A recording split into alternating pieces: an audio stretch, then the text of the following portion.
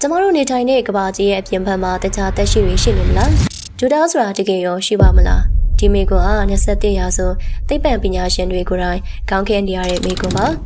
NASA ကဒေါ်လာဘီလီယံပေါင်းများစွာအကုန်ခံပြီးဒီမိကွန်းကိုအပြေရှာနေရဆဲဖြစ်ပါတယ်ဒါမဲ့လူကြီးမင်းတို့သိပါသလားဒီနေ့ကသိပ္ပံပညာကအသေးအံရှောင်ဖွေနေရတဲ့ဒီဖြေကိုလွန်ခဲ့တဲ့နှစ်ပေါင်း2500ကျော်ကလေးကဂေါတမမြတ်စွာဘုရားကအတိအကျဟောကြားခဲ့ပြီးဖြစ်ပါတယ်ဒါတင်မကပါဘူးအဲဒီကမ္ဘာပြန်ပါသက်ရှိတွေရဲ့နေထိုင်မှုပုံစံနေပညာနဲ့သူတို့ရဲ့ရိုးရည်တွင်ပြင်တွေကိုပါမှတ်တမ်းတင်ထားခဲ့ပါတယ်ဒီနေ့ဗီဒီယိုမှာတော့ဗုဒ္ဓစာပေတွေမှာပါတဲ့သိပ္ပံနည်းကျလွန်းတဲ့ဂျိုတာကဘာအော်တရာကုရခေါ်မြောက်ကျွန်းအကြောင်းကိုတင်ဆက်ပေးသွားမှာပါဗုဒ္ဓစာပေတွေအထူးသဖြင့်အနာယတိရဲ့တုံမှာစကြဝဠာထဲမှာလူသားတွေနေထိုင်တဲ့အကျွန်းကြီးလေးကျွန်းရှိရလို့ဆိုပါတယ်အဲဒီထဲမှာကျမတို့နေထိုင်တဲ့ကဘာကိုစပြိုတိတ်လို့ခေါ်ပြီးစိတ်ဝင်စားဆုံးကတော့အော်တရာကူလူလို့ခေါ်တဲ့မြောက်ကျွန်းပါပဲဘာလို့စိတ်ဝင်စားဖို့ကောင်းတာလဲမတန်းတွေရအော်တရာကူရိုမှာနေထိုင်တဲ့လူသားတွေဟာဒီနေ့ခေတ်သစ်ပင်ပညာတွေကလိုပဲအလွန်တရာတိုးတက်တဲ့ဘဝကိုပိုင်ဆိုင်ထားကြလို့ပါစာပေတွေမှာသူတို့ဟာခေးသွားရင်ချေချေမလျှောက်ကြပါဘူးတဲ့ကောင်းကင်ခေးကနေရင်တွေစီပြီးသွားလာကြရလို့ဆိုပါတယ်ဂျာဒီနေ့ခေတ်ကျမတို့ပြောနေတဲ့ဗကန်ပြန်ယူဖလိုရီများဖြစ်နေမလားသူတို့မှလေးဆိုင်စရာမလိုချက်ပြုတ်စရာမလိုပါဘူးပရိဒါပင်လို့ခေါ်တဲ့နေရာကနေလိုချင်တာအကုန်ရနိုင်ပါတယ်တဲ့ခေတ်သစ်သိပ္ပံမြင်နေကြည့်မယ်ဆိုရင်ဒါလွယ်အပ်တဲ့အရာဝတ္ထုတွေကိုအလိုလျောက်ထုတ်လုပ်ပေးနိုင်တဲ့ replicator နည်းပညာမျိုးဖြစ်နိုင်ပါတယ်အဲဒီကမ္ဘာမှာငါအိမ်ငါပစ္စည်းဆိုတဲ့ပိုင်ဆိုင်မှုအစဲလည်းမရှိကြပါဘူးအားလုံးဟာဘုံပိုင်စနစ်နဲ့ငြိမ်းချမ်းစွာနေထိုင်ကြပါတယ်တကားမရှိဒါမရှိယောဂဗျာမရှိပဲလူတိုင်းဟာတတန်နှစ်တစ်ထောင်အတိအကျနေထိုင်ကြရလို့ဆိုပါတယ်ဒီချက်တွေကိုကြည့်မယ်ဆိုရင်ဗုဒ္ဓဟောခဲ့တဲ့မြောက်ကျွန်းဆိုတာရိုးရာပုံပြန်တက်မဟုတ်ပဲစကြဝဠာရဲ့တခြားတနေရာမှာတကယ်ရှိနေတဲ့ဤပညာနဲ့ယဉ်ကျေးမှုအလွန်မြင့်မားတဲ့ advanced civilization တခုဖြစ်နေနိုင်ပါတယ်ကျိုးသားတွေဆိုတာရွှေစာပေတွေကမြောက်ကျွန်းသူမြောက်ကျွန်းသားတွေများဖြစ်နေမလားဗုဒ္ဓဘုရားရှင်ကစကြဝဠာဟာတကူတည်းမဟုတ်ဘူးအဆုံးအစမရှိဘူးလို့ဟောကြားခဲ့ပါတယ်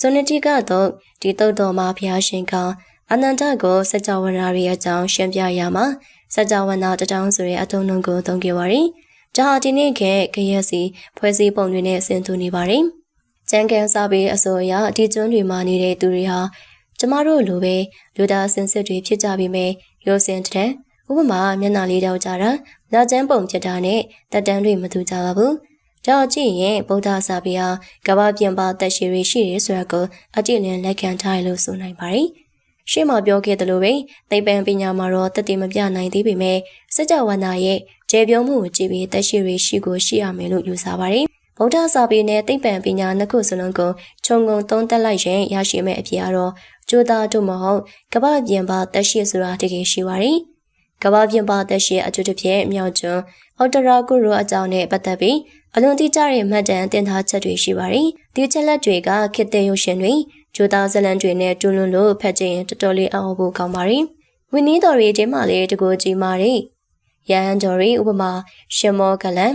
စွန်ကန်ကြွားတဲ့အခါစံပြည့်ညံနဲ့မြောက်ကျန်အော်တရာကုရုကိုပြန်တန်းသွားရောက်ပြီးစွန်ကန်ခဲ့တဲ့ဆိုတဲ့မှတ်တမ်းတွေရှိပါတယ်။ဒါဗုဒ္ဓစာပေမှာအတီးအလင်းဖော်ပြထားတဲ့အကြောင်းအရာတွေပဲဖြစ်ပါတယ်။သိပ္ပံပညာကရုပ်ဝတ္ထုတသက်ကိုရှာနေစေဖြစ်ပေမဲ့ဗုဒ္ဓစာပေကတော့လွန်ခဲ့တဲ့နှစ်ပေါင်း2500ကျော်ကလေးကစကြဝဠာအနန္တနဲ့အခြားသောကမ္ဘာတွေမှာသက်ရှိတွေရှိနေကြအတိအကျပြောပြခဲ့ပြီးဖြစ်ပါတယ်။ဂျူသားတွေနဲ့ပတ်သက်ပြီးလူပြောအများဆုံးနဲ့သိပ္ပံပညာရှင်တွေပါခေါင်းခဲ့ရတဲ့ထူးဆန်းတဲ့ဖြစ်စဉ်တချို့ကိုရွေးထုတ်ပြီးပြောပြပေးပါမယ်။1948ခုနှစ်အမေရိကန်နိုင်ငံနယူးမက္ကဆီကိုပြည်နယ်ရိုစဝဲမြို့နားမှာ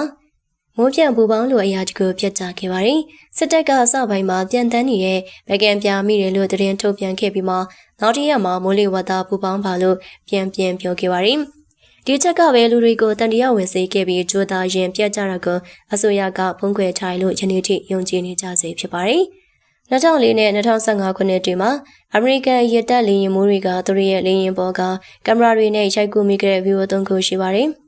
ကျိုးစမ်းမှုကဗီဒီယိုတွေက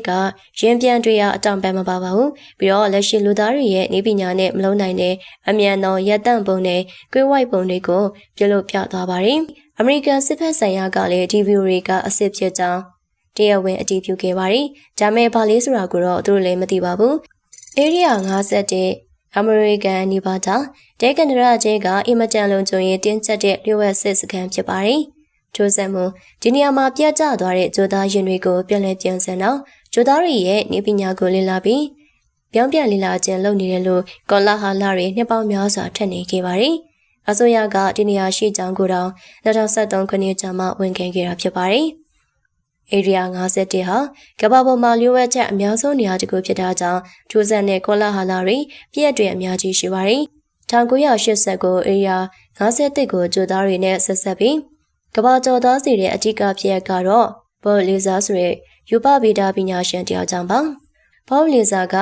TV အင်တာဗျူးတစ်ခုမှာသူဟာ Area 51ရဲ့အနေက S4 ဆိုတဲ့နေရာမှာအလုပ်လုပ်ခဲ့ရကြောင်းထုတ်ဖော်ပြောကြားခဲ့ပါတယ်။သူကအဲ့ဒီမှာ Sport Media လို့ခေါ်တဲ့ဗကန်ပြားပြန်ပုံစံရင်ပြန်ကိုစီးကိုတွေ့ခဲ့ရပြီးလူသားတွေနားမလည်နိုင်တဲ့ဤပညာတွေကိုဖြိုဖျက်ပြီးပြန်လည်လေ့လာခြင်းလုပ်ဖို့တာဝန်ပေးခံရတယ်လို့ဆိုပါတယ်။သူကအဲ့ဒီရင်တွေဟာ Element 115ဆိုတဲ့ dressing ကိုလောင်စာဖြစ်သုံးတယ်လို့ပြောခဲ့ပါတယ်။အဲ့ဒီချိန်တုန်းကသိပ္ပံပညာမှာ Element 115ကိုမတွေ့ရှိသေးပါဘူး။2003ခုနှစ်ကျမှသာသိပ္ပံပညာရှင်တွေကအဲ့ dressing ကိုတကွဲကဲမှာဖန်တီးနိုင်ခဲ့တာမို့ဘော်လီစာပြောတာမှန်နေမလားလို့တွေးစရာဖြစ်ခဲ့ပါတယ်။ Area 51နာမှာနေထိုင်သူတွေနဲ့ခီးသွားသူတွေကကောင်းကင်ပေါ်မှာထိုးဆက်တဲ့အလင်းတန်းတွေပုံမှန်မဟုတ်တဲ့ရင်ပြန်တွေကိုမကြာခဏမြင်တွေ့ရလေးရှိပါတယ်။တကယ်တော့ဒါဟာစစ်ဖက်ဆိုင်ရာလျှို့ဝှက်လေယာဉ်တွေကိုစမ်းတက်ပြန်တန်းတာဖြစ်နိုင်ပါတယ်။ Area 51ရဲ့မြေအောက်ကန်တွေမှာအသက်ရှင်လျက်ဖမ်းမိထားတဲ့ကြိုးသားတွေရှိပြီးသူတို့စီယာနည်းပညာတွေကိုအမေရိကန်တွေရယူနေတယ်လို့ဆိုကြပါတယ်။ Area 51ရဲ့အပြင်ဘက်လုံခြုံရေးကလည်းအင်မတန်ထိုးဆန်းပြီးကြောက်စရာကောင်းပါတယ်။ဂျန်စီကိုနောက်ကိုကတ်သွားတဲ့ဘဒုကိုမဆိုစေဝဆုံသို့မဟုတ်အယဝဝတ်ကြပြီးလက်နက်အပြည့်စုံကိုင်ဆောင်ထားတဲ့လုံခြုံရေးတွေကအပြေအောင်ကားတွေနဲ့ကြကြရောက်လာလေးရှိပါတယ်။သူတို့ကိုကမွန်ဒူဒန်လို့ခေါ်ကြပါတယ်။ဒီနေရာတိုင်းမှာတည်စီနိုင်တဲ့အထိပြစ်ခတ်ဖန်ဆီးခွင့်ရှိတယ်ဆိုရဲဆိုင်းဘုတ်တွေတက်ထားသလိုမြေပြင်မှာလေလှုပ်ရှားမှုကိုဖန်ယူနိုင်တဲ့အာယုံကန်ကိရိယာတွေမြုပ်ထားပါတယ်။1990ဒါတမိုင်းမှာမျက်မြင်သက်သေအများဆုံး UFO ဖြစ်စဉ်တစ်ခုပါဖြစ်စဉ်1998ခုနှစ်မတ်လမှာအမေရိကန်အရီဇိုနာပြည်နယ်ပင်နယ်မြို့ရဲ့ကောင်းကင်ရဲမှာအေယာမဗီပုံတရံအမဲရောင်ယဉ်ကျေးတစ်စင်ဖြတ်တန်းသွားခဲ့ပါတယ်ဒီယဉ်ကျေးဟာဘောလုံးကွင်းပေါင်းများစွာဆာလာအောင်ကြီးမားပါတယ်အတန်လုံးဝမထက်ပါဘူးကောင်းကင်အကျယ်တွေကိုကွယ်သွားတဲ့ဒီအမဲရောင်ကိုတေကြီးကိုလူထောင်ပေါင်းများစွာဒိုစင်ကပြည်နယ်အုပ်ချုပ်ရေးအပါအဝင်မြင်တွေ့ခဲ့ရပါတယ်စစ်တပ်ကတော့ဒါစီရဲလေးကျင်းမှုကမီးကြီးတွေပါလို့ပြောပေမဲ့မျက်မြင်သက်သေတွေကတော့မီးကြီးဆိုတာပြုတ်ကျသွားမှာဖြစ်ပြီးဒါအကြီးကြီးစွာပြန်တန်းသွားတာပါလို့ညင်ဆိုကြပါတယ်1980နှစ်မှာဖြစ်ပွားခဲ့ဒီဖြစ်စဉ်ကို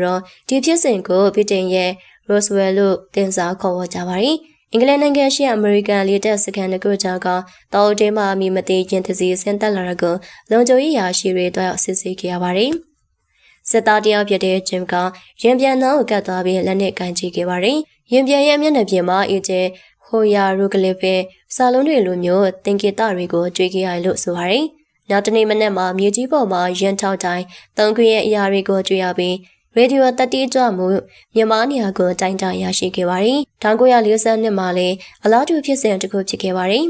်ဒါဒုတိယကမ္ဘာစစ်အတွင်းမှာဖြစ်ခဲ့တာပါမြောက်ဘက်ကြီးလော်အင်ဂျလင်မြို့ကောင်းကင်ရမှာဗကန်ပြားပြန်လို့အရာတက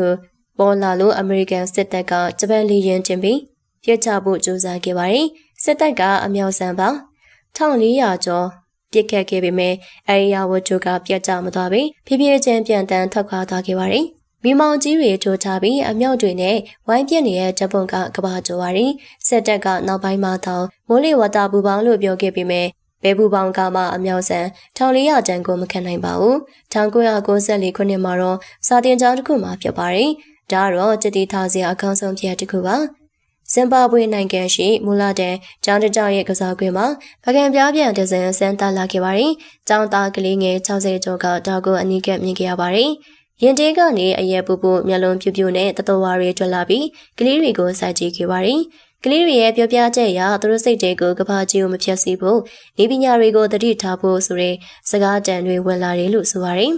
အဝေါ်စရာကကလေးတွေအလုံးကပုံစံခိုင်းတဲ့အခါတူညီတဲ့ပုံစံတွေကိုဆဲပြကြပြီးကြီးပြင်းလာတဲ့အချိန်သူတို့ရဲ့အတွက်ဆိုချက်တွေကိုဘဲချိန်မေအဖြစ်တစ်ခုတည်းထွက်နေရကတကယ်တူဆန်တဲ့ဖြစ်စဉ်တစ်ခုဖြစ်ခဲ့ပါတယ်ကဲလူကြီးမင်းတို့ရောဘယ်လိုထင်ပါလ